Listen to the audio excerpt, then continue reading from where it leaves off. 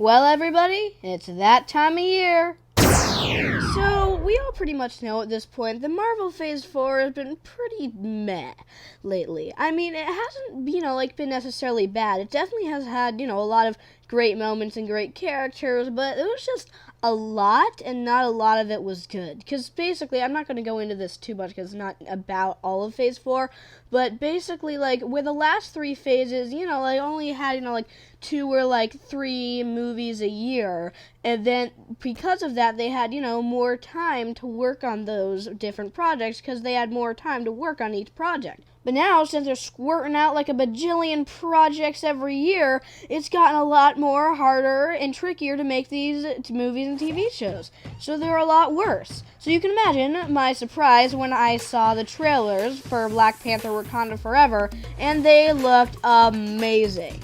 You could immediately tell from the trailers that this movie was looking to be really epic, and hopefully we would finally get one of those, really, really good top-tier Marvel movies once again on Phase 4. Because we needed one of those in Phase 4. So, since we've all been so hyped for it, at least I have been, I'm going to tell you how the sequel to one of my most favorite Marvel movies is. If it's good, if it's bad, if it lives up to the awesomeness of the trailers. So, yeah, this is my review of Black Panther Wakanda Forever. And there's also part of a little thing I'm doing where I release a video every day until the end of December, just to kind of, celebrate the holidays. So, yeah, please enjoy my review of Black Panther Wakanda Forever. I don't usually do reviews on this channel like that much. I've done a few Rick and Morty ones, and you guys really like those. So thanks for the support, and here's what I have to say about Black Panther 2. So right off the bat, you can just tell that this movie is doing a great job of honoring Chadwick. If you don't know, for some reason, Chadwick Boseman passed away from, I think, cancer before this movie came out. So I was, wondering how they were going to make a Black Panther movie without their former Black Panther. And I gotta admit, they really, did a great job of still, having, Black Panther, if you don't know, somebody else is going to take on the mantle. They did, a great job of doing that. Well, also, of course, making sure to honor Chadwick Boseman a lot in this movie. But yeah, you can definitely, tell when they're mourning him or when they're mourning, the fictional character of the Black Panther. It did a really great job on that, and probably, some of the biggest emotional beats in this movie are obviously from him. At first, I almost kind of thought that Marvel might just try to, CGI him in or do something, really kind of dumb like that. I'm glad that they didn't, because I could completely see, Marvel doing something like that. But no, they actually, have the guts to make a Black Panther movie without him, and in doing so, they made it, they made a pretty powerful thing. So I'm really glad that they did that. And also, but basically, yeah, but how they handle it and everything is really well done. Also, speaking of Wakanda and stuff, for a movie that's called Wakanda Forever, there's not actually very much like Wakanda in this. It's a lot more focused on this, kind of underwater kind of world, with Namor the Submariner and all of that. Yes, that's apparently his name in the comics. I did not know that. They did a really, really good job with setting up, the villains of this movie. The water people in this movie that attack Wakanda, they are pretty damn intimidating. I gotta admit. I would really on the edge of my seat, for some of the scenes, because there's one scene, I'm obviously not going to give too much away, since you might not have seen it. It came out quite a while ago, but you still may not have seen it. But there's this one scene where, some water splashes, on a driveway that they're driving on, just that one time, and you're immediately oh crap, they're here, they gotta get out of there. So, yeah, they definitely did a good job building up the threat of those water people that are going to attack Wakanda in this. It really feels, like an all-out war between them and Wakanda, which I think is something that a lot of people, were expecting from the trailers and stuff. Don't worry, there are definitely a lot of big battles in this between them and the water people. Another thing that I really liked about it was just, how, intense it was. because I definitely felt, I don't know if this was just me, but I definitely felt like a lot of the projects and stuff in Marvel Phase 4 have been, like a bit, like trying to be a bit, like too, like kid friendly, like a bit, like too just focused on kids, like not really edgy. This movie, is fairly edgy. I mean, I wouldn't, it's a Marvel movie. It's not, it's obviously it's not going to be like that edgy.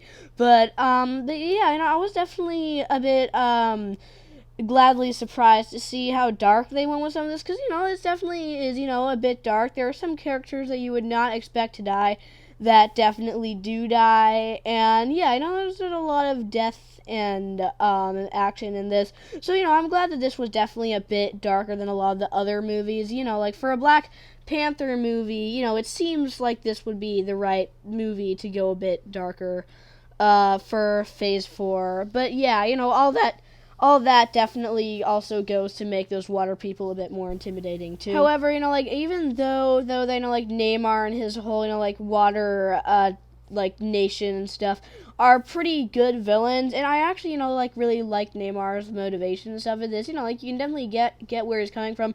I'm sorry though, they're not going to be able to live up to Killmonger. All right. So, like, if you don't know, which let's be honest, you probably don't, Killmonger is one of, like, my most favorite Marvel villains, and that's because, you can really kind of, like, sympathize with him, like, you know what I mean? Like, because you, like, understand where his actions are coming from. I mean, obviously, he's still really evil, but you can, like, understand where he's coming from and why he's doing what he does, and he's also just, kind of hilarious sometimes. They're not going to be able to live up to my man Killmonger. The villains of this are still really good, though. Speaking of Killmonger, not to go into spoilers too much, but he does briefly make just a tiny appearance in this, just a little bit. I'm glad that they, just brought him back just a little bit, actually. So, yeah, I'm glad for that. But yeah, no, the villains are definitely good, with Phase 4, just Marvel in general, not having very stellar villains a lot. This was definitely a breath of fresh air when it comes to villains. So I guess the only, like, real, like, big problem that I have, obviously I have a couple of nitpicks and stuff. I mean, it's a Marvel movie, how could I not? But, yeah, but my only actually, like, kind of a bigger issue with it, and then even this is a very, like, big issue, and overall is a really good movie. It's just that there isn't, like, a lot of world building. Like, I really, like this whole kind of like underwater nation and everything about it, and they don't really like go into it too much. Like there's like one scene where you see like a bit of it and stuff, but I really think that they should have like dived more into it and really like like if they had like some kind of like battle there or something. Because overall, it is a really cool place. I do wish that they had explored it just a bit more, but the way that it was still fine. I just wish that they had explored it a bit more. But yeah, Wakanda in this, there's not very much Wakanda in this either. The more I think about it, not to go into spoilers too much again, but Ironheart is in this. You probably already saw, like, from the trailers. Ironheart, I think, is, like, a person from the comics who's kind of like, she's kind of like Iron Man.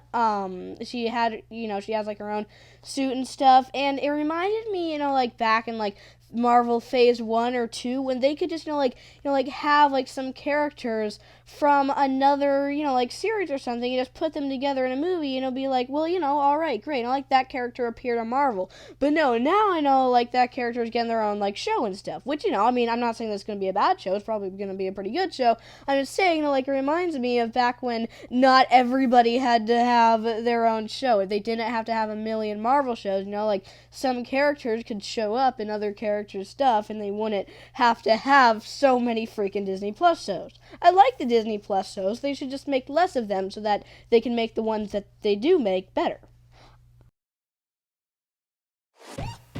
So yeah, that was my review of Black Panther 2, Wakanda Forever. So, like, did you agree with me? Like, did you love it like I did, or did you really hate it? Did you think that did a good job honoring Chadwick Boseman, or a bad job? Did you like the new underwater army that they fight, or did you not? I want to know all of your opinions on it. So if you have any, feel free to leave them in the comments below. Anyway, thanks so much for watching, if you actually watched this far into the video. So yeah, thank you so much for watching, and I'll see you guys probably tomorrow. because of course I am doing a video every day until the end of December, because why the heck not?